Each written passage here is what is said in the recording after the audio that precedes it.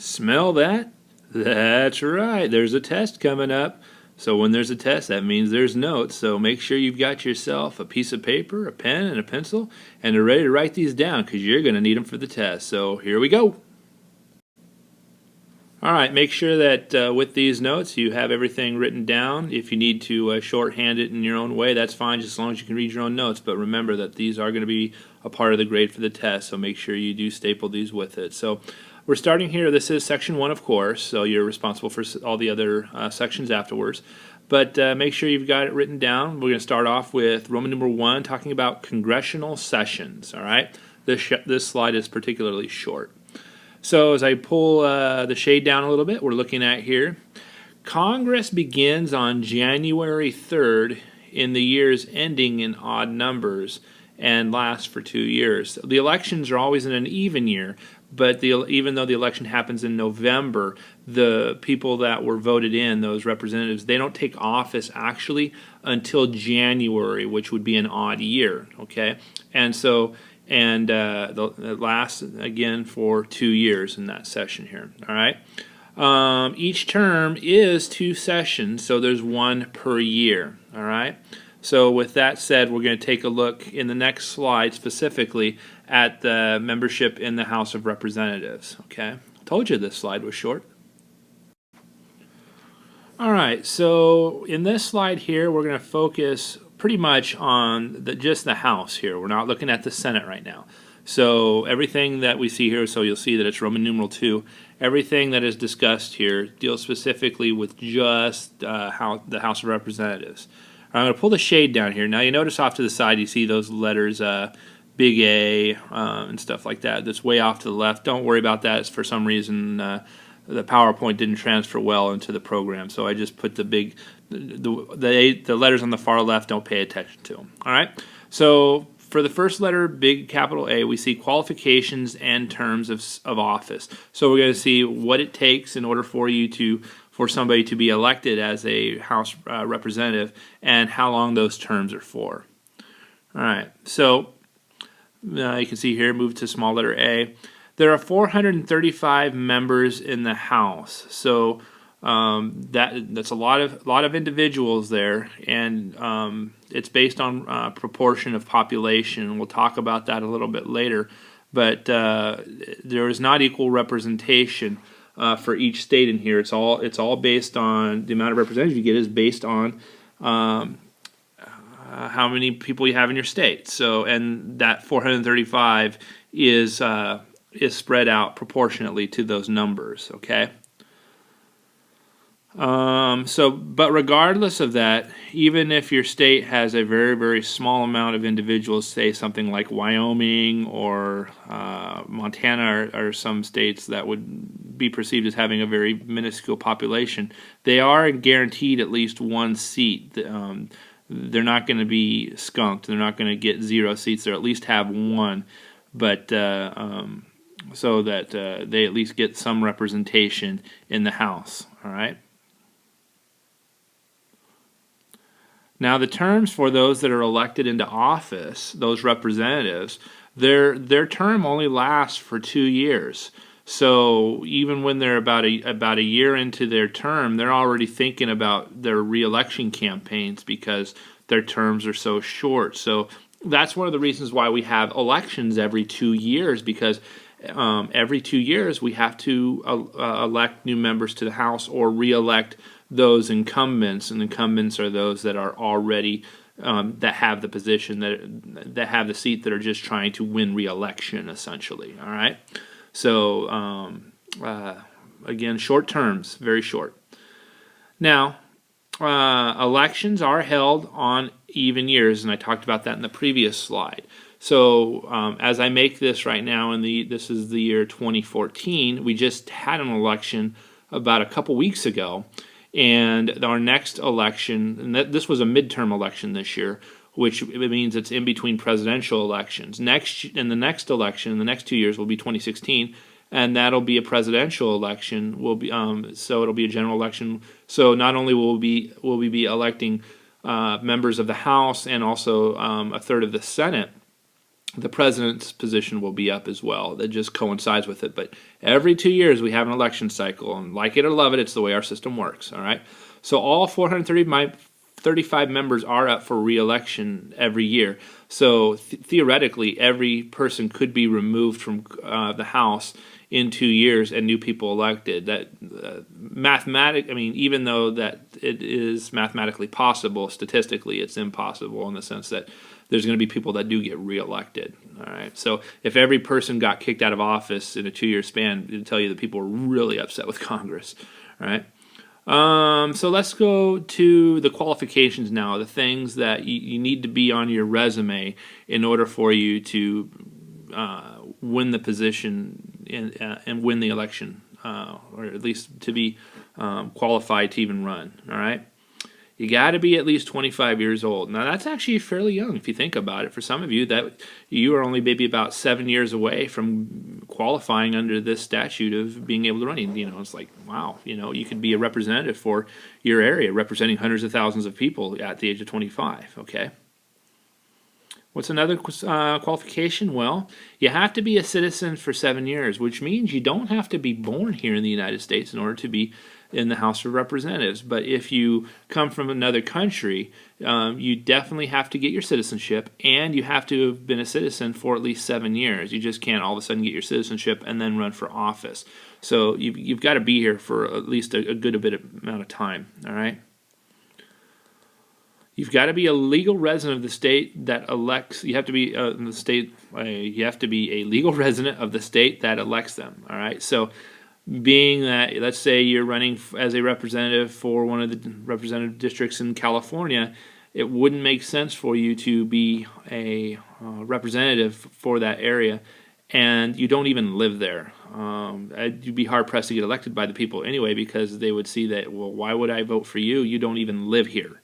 All right, so it does make sense that you've got to be a legal resident, at least of the state, all right, that elects them, even if it's maybe not even the district. But I guarantee you, if you don't live in the district, you're going to be hard-pressed to be elected in that district. They want people from their own district. All right, so representation and reapportionment is the next letter here, which is capital letter B. As I've said before, representation is based on a national census. It happens every 10 years. They can't do this. They can't do this like every 3 or 4 years because it's a huge undertaking. So every decade it is done. The last one was in 2010. The next one will be in the year 2020.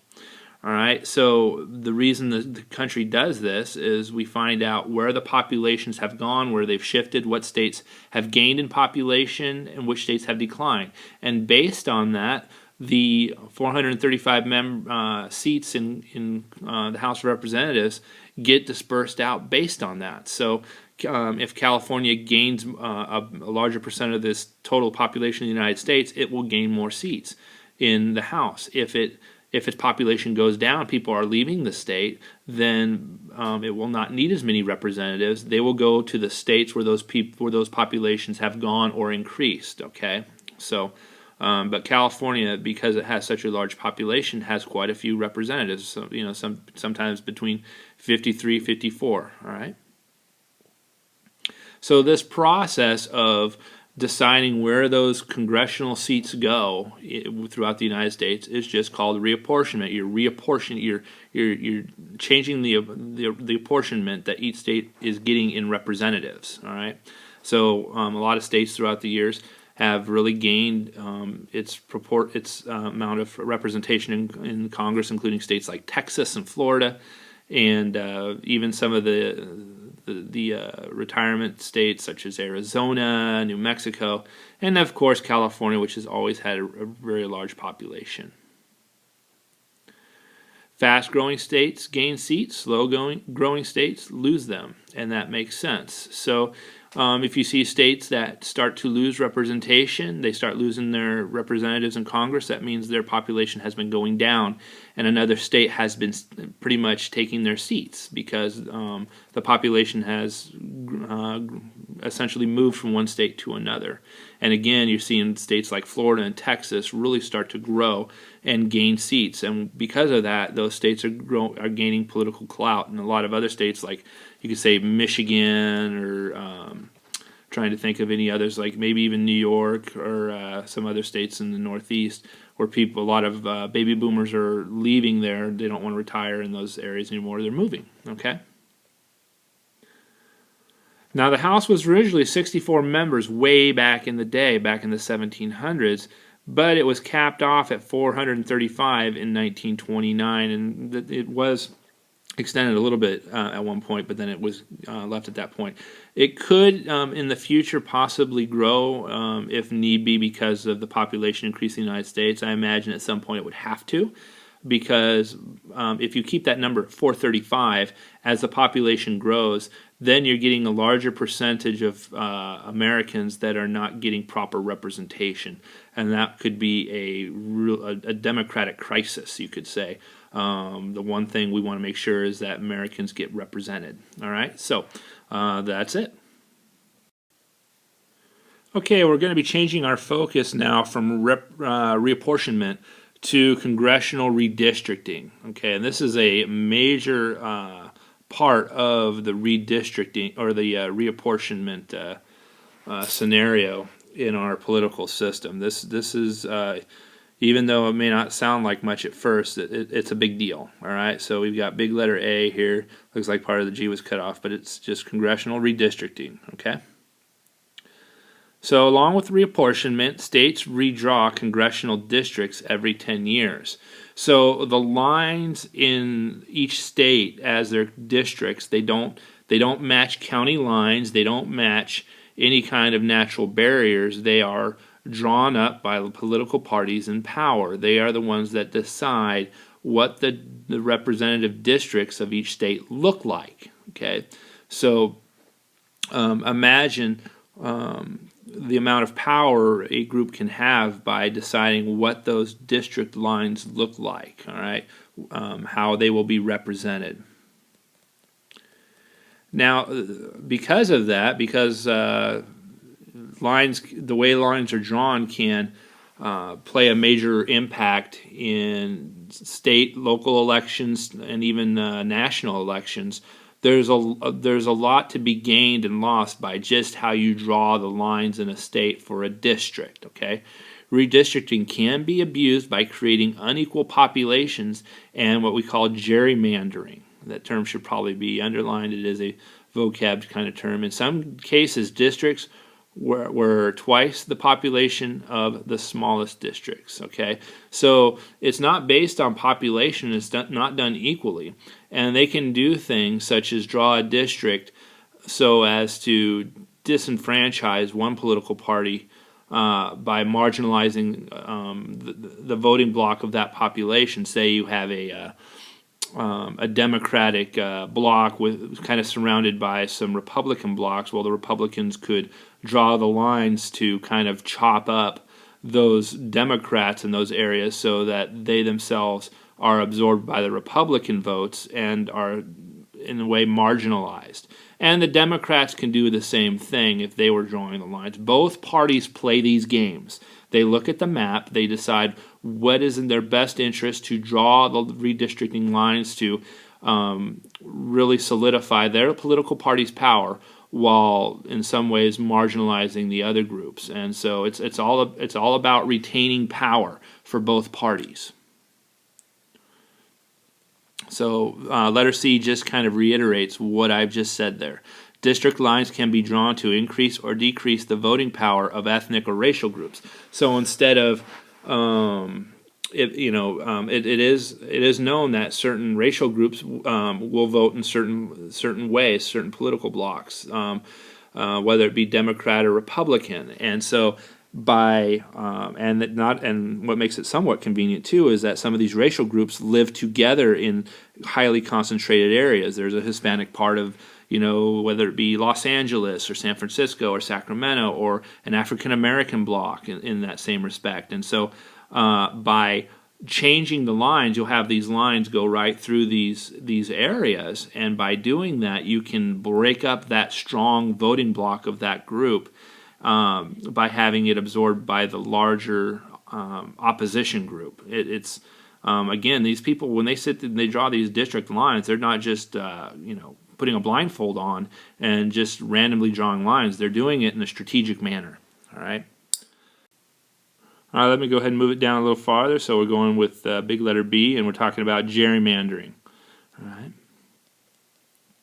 So gerrymandering is just a reiteration of that same system. So because of that, to draw these lines that gives one political party an electoral advantage over another, that system, it was named after a politician, I believe it was in Massachusetts, that did this, and so he forever is known as the guy who came up with gerrymandering. All right, so it's been around for a long time. It's not something that's even part of the 20th century.